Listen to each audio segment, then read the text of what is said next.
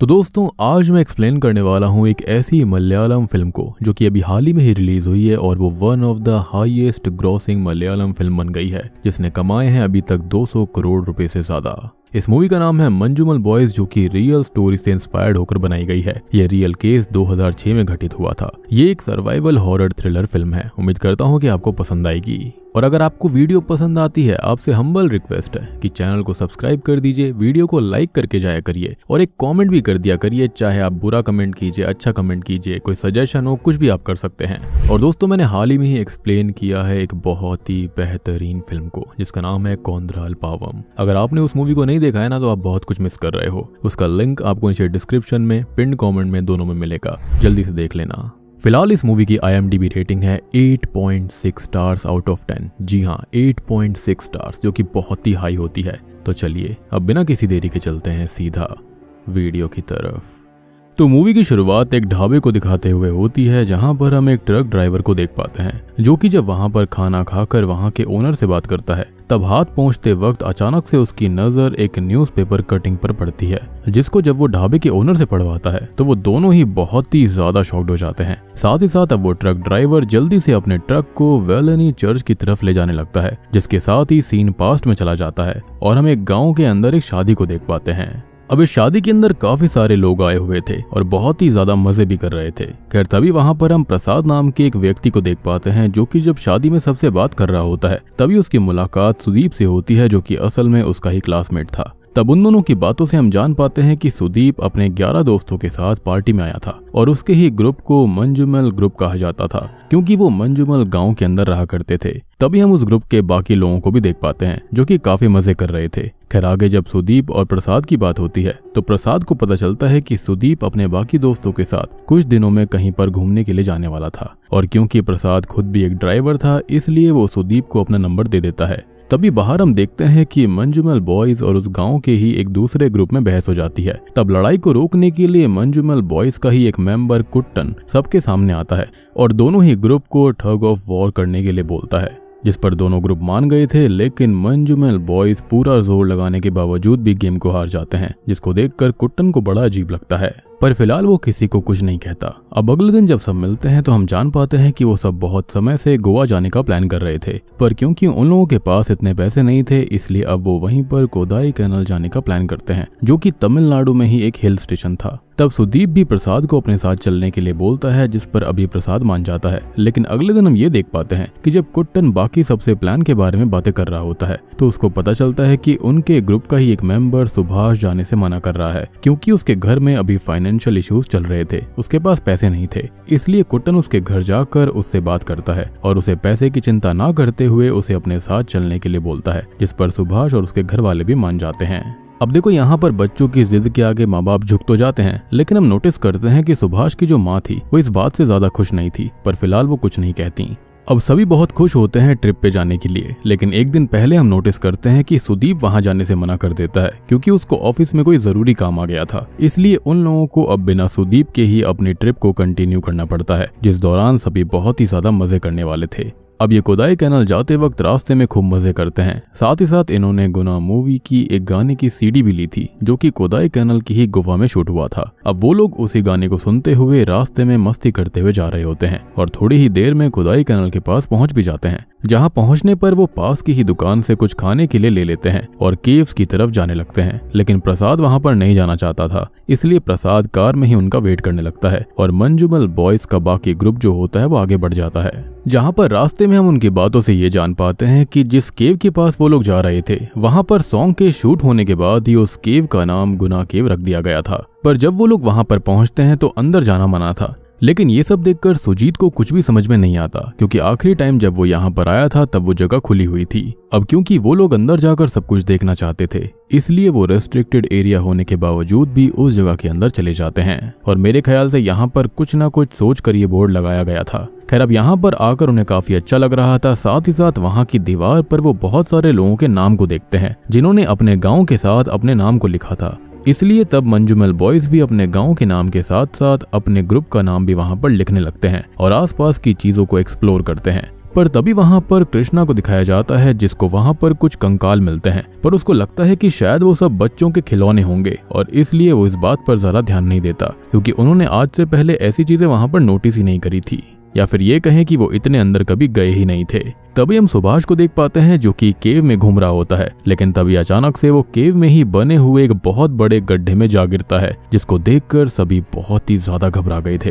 तब पहले तो उनको ये लगता है कि सुभाष उनके साथ मजाक कर रहा है क्योंकि वो वहां पर पहले आ चुका है, इसलिए वो इतना ध्यान नहीं देते। मगर जब काफी वक्त तक भी सुभाष का कोई जवाब नहीं आता तब वो लोग परेशान होने लगते हैं और अब किसी की समझ में नहीं आ रहा था कि वो सुभाष को किस तरह से बाहर निकालेंगे। साथ ही साथ उन्हें इस बारे में भी कोई अंदाजा नहीं था कि वो गड्ढा कितना गहरा था, इसलिए अब वो जोर जोर से चिल्लाते हैं जिससे वहां पर बहुत सारे चमगादड़ जो कि उस गड्ढे के अंदर थे वो बाहर आ जाते हैं, जिस पर बाहर मौजूद एक गार्ड की नजर उनके ऊपर पड़ गई थी कि कुछ लोग अंदर गए हैं। अब इसको देखने के बाद वो बहुत ही ज्यादा शॉक्ड थे क्योंकि आज तक ऐसा कभी नहीं हुआ था। तब वहीं पर आसपास से कृष्णा को दिखाया जाता है जिसको बहुत बुरा लग रहा था क्योंकि सुभाष और बाकी सब उसके पीछे ही गुना केव के अंदर आए थे और अब जब वो गड्ढे में एक पत्थर डालकर देखता है तो उसकी आवाज उन्हें बहुत देर बाद जाकर सुनाई देती है, यानी कि उसकी गहराई बहुत ही ज्यादा थी और इसके चलते सभी बहुत रोने लगते हैं क्योंकि उनको लग रहा था कि सुभाष मारा गया है। लेकिन तब किसी तरह से उनका ही दोस्त सीतू उनको संभालता है और वहां पर मौजूद लोगों से मदद मांगने की कोशिश करने लगता है। तभी वहां पर वो टूर गाइड भी आ जाता है जिसको सब अपनी सिचुएशन के बारे में बताते हैं। तो गाइड उनको बताता है कि उस गड्ढे में आज तक जो भी गिरा है वो कभी वापस नहीं लौटा और अब तक सुभाष मर गया होगा, जिसको सुनने के बाद सब और जोर जोर से रोने लगते हैं। साथ ही साथ अब वो उन्हें चले जाने को बोलता है क्योंकि वहां पर जाना भी मना था, लेकिन मंजूमल बॉयज सुभाष को बचाना चाहते थे, इसलिए उनमें से 4 लोग बाहर के लोगों से मदद मांगने जाते हैं, पर कोई भी उनकी मदद करने को तैयार नहीं था क्योंकि सब जानते थे कि जो भी उस गड्ढे में गिरता है वो मारा जाता है। अब दूसरी तरफ हम सीतू को देख पाते हैं जो कि अभी भी कृष्णा को यही समझाने की कोशिश कर रहा था कि उसकी गलती नहीं है। जिसके बाद हम अनिल और बाकी सबको देख पाते हैं जो कि फॉरेस्ट ऑफिसर को ढूंढने के लिए गए हुए थे, लेकिन वहां पे उन्हें फॉरेस्ट ऑफिसर नहीं मिलता, इसलिए अब वो मदद मांगने के लिए उसी इंसान की दुकान पर आते हैं जिस पर वो पहले भी गए थे और उस इंसान का नाम अरुमुगम था। अब आगे जब अनिल अरुमुगम को सब कुछ बताता है तो वो भी उनके सामने वही बात बोलता है कि उनको वहां से वापस चले जाना चाहिए क्योंकि उनका दोस्त बचा नहीं होगा। लेकिन जब वो अनिल और बाकी सबकी जिद को देखता है तो वो डिसाइड करता है कि वो उनकी मदद करने की कोशिश करेगा। तभी अरुमुगम की बेटी वेली भी वहां पर आ जाती है और अनिल से पुलिस ऑफिसर को सब कुछ बताने के लिए बोलती है क्योंकि पुलिस की हेल्प भी जरूरी थी। इसलिए तभी अनिल अपने 2 साथियों के साथ पुलिस स्टेशन की तरफ जाता है और एक दोस्त अरुमुगम को लेकर गुफा की तरफ बढ़ने लगता है, पर क्योंकि अरुमुगम को लगता है कि उस गुफा में भूतों का साया है, इसलिए वो अपने साथ नींबू लेकर गया था। ये बढ़िया है, भूतों को भगाना है तो नींबू ले लो, वॉरेंस तो वैसे ही मारे गए, नींबू लेकर चलना चाहिए था। खैर तभी हम अनिल को देख पाते हैं जो कि तुरंत ही बाकियों के साथ प्रसाद के पास पहुंचता है और उसको सब कुछ बताते हुए पुलिस स्टेशन में चलने के लिए कहता है। अब अरुमुगम जब वहां पर केव के अंदर पहुंचता है तब तक वहां बादल छा चुके थे और कुछ ही देर में बहुत ही तेज बरसात होने वाली थी, जिससे सब और ज्यादा परेशान हो गए थे। फिर बारिश चालू हो जाती है तो बाकी सभी टूरिस्ट भी वहां से चले जाते हैं, मगर हम मंजूमल बॉयज और अरुमुगम को देख पाते हैं जो कि अभी भी बस सुभाष को किसी तरह से निकालने के बारे में ही सोच रहे थे। दूसरी तरफ अब अनिल भी पुलिस स्टेशन पहुंच गया था, जहां पर जाने पर जब वो अपनी सिचुएशन के बारे में बताता है तो वहां का असिस्टेंट भी उसको सेम बात बोलता है कि अब तक उसका दोस्त मर गया होगा। साथ ही साथ वो ये भी बताता है कि माना जाता है कि नर्क के जो राक्षस हैं वो उसी जगह पर अपने लिए खाना पकाते हैं, इसलिए उस जगह को डेविल्स किचन भी कहते हैं। और वहीं दूसरी तरफ यही सेम बात अरुमुगम भी बाकी सबको बता रहा था। साथ ही साथ अब सबको ये बात भी पता चलती है कि आजादी के बाद से उस गड्ढे में अब तक 13 से ज्यादा लोग गिर चुके हैं, जिसमें एक सेंट्रल मिनिस्टर का बेटा भी था। साथ ही साथ उनमें से कोई भी वापस लौटकर नहीं आया और उस समय पर सेंट्रल मिनिस्टर ने उसके बेटे की डेड बॉडी लाने के लिए 15 लाख का इनाम रखा था, लेकिन उसको भी ढूंढने के लिए कोई राजी नहीं हुआ। और अब जैसे ही वहां के एसआई को सारी बातें पता चलती हैं तो उन्हें लगता है कि अनिल और उसके साथी झूठ बोल रहे हैं और उन्होंने जानबूझकर सुभाष को गिराया होगा क्योंकि वो रेस्ट्रिक्टेड एरिया था, वहां पर सब कुछ लिखा हुआ था, लेकिन फिर भी वो लोग अंदर चले गए। अब यही सब सोचते हुए इंस्पेक्टर अनिल को मारने लगता है, लेकिन तभी अनिल सब कुछ उसको बताता है और साथ चलने के लिए कन्विंस करने लगता है। तभी हम वापस से गुफा में देख पाते हैं जहां पर अब बारिश की वजह से ढेर सारा पानी गड्ढे के अंदर जाने लगा था और तब उस पानी को रोकने के लिए हम कुट्टन को देख पाते हैं जो कि उसी गड्ढे के पास लेट जाता है। तभी उसको देखकर बाकी सब भी उसी पानी को अंदर जाने से रोक रहे थे। साथ ही साथ अब तक वहां पर फॉरेस्ट ऑफिसर भी आ चुका था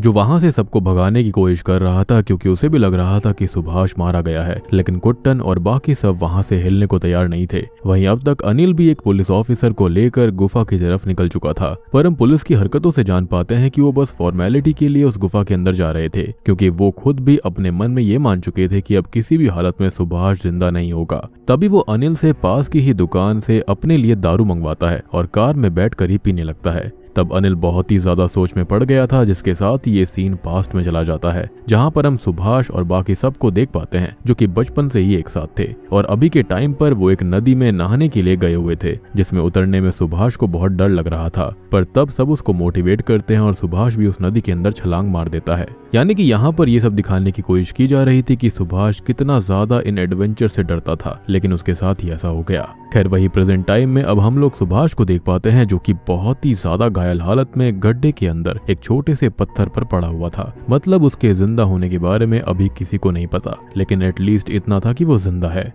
खैर अब इतने में ही वहां पर अनिल और बाकी सब भी पुलिस वाले को लेकर यहाँ गुफा में आ गए थे, लेकिन जैसे ही वो पुलिस वाला उस गड्ढे को देखता है तो वो सुभाष के केस पर इन्वेस्टिगेशन नहीं करना चाहता था, जिसको देखकर सब और जोर से रोते हुए गड्ढे के पास सुभाष को बुलाने लगते हैं। और इस बार सुभाष तक भी उनकी आवाज पहुंच गई थी। तब वो भी किसी तरह से अपनी पूरी ताकत को इकट्ठा करता है और जोर से चिल्लाकर सबसे मदद मांगता है, अपने जिंदा होने के बारे में सबको बोलता है, जिससे कि अब सभी को ऊपर समझ आ गया था कि सुभाष जिंदा था। साथ ही साथ बाकी सब जो मन में मान रहे थे कि सुभाष मर चुका है, वो सभी बहुत ही ज्यादा शॉक्ड होते हैं, क्योंकि ये पहला केस था जब कोई बचा था। या फिर मेरे ख्याल से ये भी हो सकता है कि वो सब भी जिंदा होंगे, लेकिन उनके साथ ऐसे दोस्त नहीं होंगे जो कि अड़िग होकर वहीं पर खड़े रहते। अब यहाँ पर क्योंकि सुभाष के जिंदा होने की खबर सबको मिल गई थी, इसलिए वहां पर तुरंत ही रेस्क्यू टीम को बुलाया जाता है। लेकिन हम पुलिस वालों की बातों से जान पाते हैं कि वो सुभाष को बचाने के लिए पूरी मेहनत नहीं करने वाले, क्योंकि उस गड्ढे के बारे में ज्यादा इंफॉर्मेशन मौजूद नहीं थी। साथ ही साथ किसी का उस गड्ढे के अंदर उतरना मतलब मौत के मुंह में खुद को धकेल देना, क्योंकि वो गड्ढा सीधा गहराई में नहीं था, उसमें बीच में बहुत ही ज्यादा टर्न्स थे। लेकिन तभी हम मंजूमेल बॉयज को देख पाते हैं जो कि अब सुभाष को बचाने के लिए अपनी पूरी जान लगाने को तैयार थे। पर अब जब वहां पर एक ऑफिसर को गड्ढे के अंदर जाने के लिए बोला जाता है, तब वो काफी ज्यादा डर रहा था, इसलिए वो अंदर जाने से साफ इनकार कर देता है। साथ ही साथ पूरे गांव में कोई भी ऐसा इंसान नहीं था जो कि सुभाष के लिए अपनी जान को खतरे में डालना चाहता हो। अब इसके चलते रेस्क्यू ऑफिसर समेत सभी बहुत ही ज्यादा परेशान थे। तभी सीन वापस से पास्ट में जाता है, जहां हम देखते हैं कि जब मंजूमेल बॉयज नदी में तैर रहे थे, तभी उनमें से एक बच्चा पानी के अंदर ही पत्थर के बीच फंस गया था। साथ ही साथ किसी की भी हिम्मत नहीं हो रही थी कि वो अंदर जाकर उसको बचा पाए। पर तब कुट्टन किसी तरह से हिम्मत करके नदी के अंदर जाता है और उस बच्चे को बचाकर बाहर ले आता है। अब प्रेजेंट टाइम पर भी हम देख पाते हैं कि अब कुट्टन ही सुभाष को बचाने के लिए उस गड्ढे के अंदर जाना चाहता था, जिस पर पहले तो कोई तैयार नहीं होता, क्योंकि कुट्टन के पास कोई भी ट्रेनिंग नहीं थी। पर जब ये लोग कुट्टन का भरोसा देखते हैं और उनके पास कोई और रास्ता भी नहीं बचा था, तो वो उसे अंदर जाने की परमिशन दे देते हैं। तब रेस्क्यू मेंबर कुट्टन को एक रस्सी देते हुए उसे समझाते हैं कि उसे अंदर जाकर सुभाष के मिलने पर उसे किसी तरह से बांधना होगा, ताकि वो लोग उसे आसानी से ऊपर ला पाएंगे। और अब कुट्टन को उस गड्ढे में 120 मीटर की रस्सी के सहारे भेजा जाता है, यानी कि लगभग 400 फीट गहरे गड्ढे के अंदर। और अगर एग्जैक्टली बताऊं तो ये होता है 393.701 फीट। अब इस गड्ढे के अंदर उतरने में कुट्टन को बहुत ही ज्यादा मुश्किल आ रही थी, क्योंकि उस जगह पर गैप बहुत ही ज्यादा कम था। साथ ही साथ वहां पर बहुत ज्यादा पत्थर भी थे। जो क्लॉस्ट्रोफोबिक लोग होंगे उनकी तो हालत खराब हो गई होगी। ये तो नाइटमेयर है उन सबके लिए।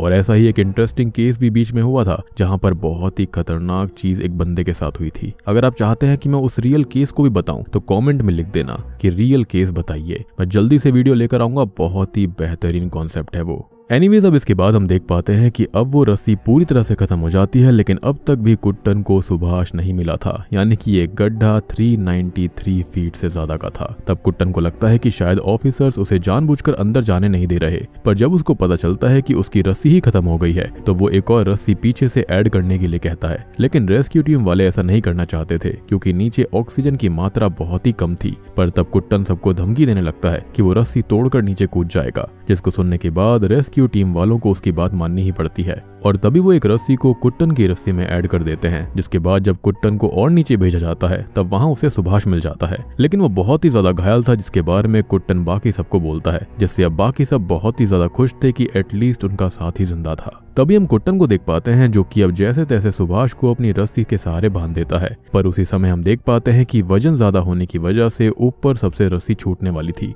लेकिन वक्त रहते मंजूमेल बॉयज रस्सी को पकड़ लेते हैं और रेस्क्यू टीम के साथ मिलकर सुभाष और कुट्टन को ऊपर खींच लिया जाता है। जिससे अब सबकी जान में जान आ गई थी। साथ ही साथ अब सभी बहुत ही ज्यादा खुश थे।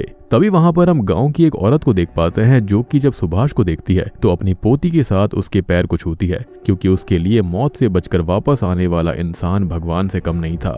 खैर अभी के टाइम पर क्योंकि सुभाष की हालत बहुत ही ज्यादा खराब थी, इसलिए उसको तुरंत ही हॉस्पिटल में लेकर जाना पड़ता है, क्योंकि उसको मल्टीपल फ्रैक्चर्स हुए थे। पर तब वहां पर हम मीडिया वालों को देख पाते हैं जो कि अब कुट्टन का इंटरव्यू लेना चाहते थे, लेकिन कुट्टन फिलहाल सुभाष को बचाने पर ज्यादा ध्यान देता है और तुरंत ही एम्बुलेंस ड्राइवर से हॉस्पिटल की तरफ चलने के लिए कहता है, जो सीन सच में दिल को छू जाने वाला था, क्योंकि अगर कुट्टन चाहता तो रातों रात हीरो बन सकता था, पर फिर भी वो पहले अपने दोस्त की जान को प्रायोरिटी देता है। नहीं तो अगर आजकल के व्लॉगर्स होते ना तो सबसे पहले तो भैया व्लॉग कर लेते कि पहले हीरो बन जाते हैं, बाद में जान बचाएंगे किसी की।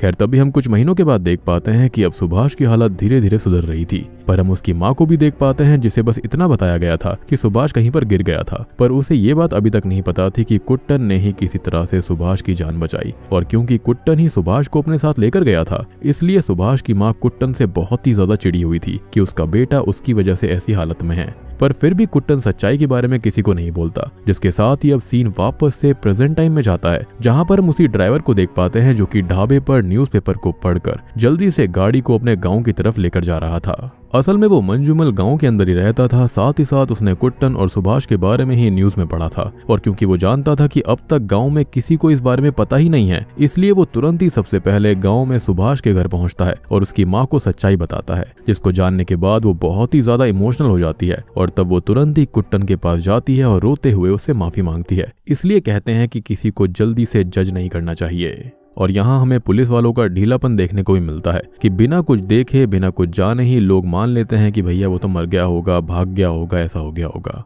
एनीवेज अब यहाँ पर कुट्टन के बारे में पूरे गांव को पता चल गया था, जिसको जानने के बाद सभी कुट्टन की बहुत तारीफ करते हैं कि उसने अपनी जान की परवाह किए बिना अपने दोस्त को कैसे बचाया। और अब कुछ दिनों के बाद के सीन को हम वापस देखते हैं, जहाँ पर अब गुना केव के अंदर मौजूद उस गड्ढे को फेंसिंग करके बंद कर दिया गया था, क्योंकि इसके बाद और ऐसे केस होने ही नहीं चाहिए थे। और हाँ, एक और इंटरेस्टिंग चीज ये है कि कुट्टन का एक और नाम होता है जिसका नाम सीजू है। तो यहाँ पर आप कंफ्यूज मत होना कि सीजू भी हमने सुना था, लेकिन इसको सब कुट्टन ही बोल रहे थे।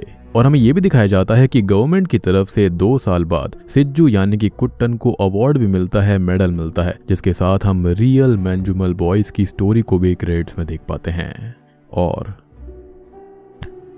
बूम, इसी के साथ में ये real case story Manjummel boys यहीं पर खत्म हो जाती है।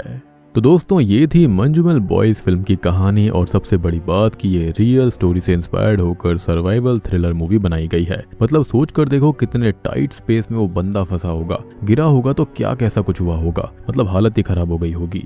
और ये मलयालम फिल्म इंडस्ट्री की पहली ऐसी फिल्म बन गई जिसने 200 करोड़ से ऊपर बनाए थे, और इसने तो बहुत सारे बॉक्स ऑफिस रिकॉर्ड भी बनाए हैं। और मलयालम इंडस्ट्री के अंदर ये रिकॉर्ड पहले 2018 में बना था, जो कि अब टूट गया। और इसी के साथ ये मूवी बन जाती है one of the highest grossing Indian movies of 2024।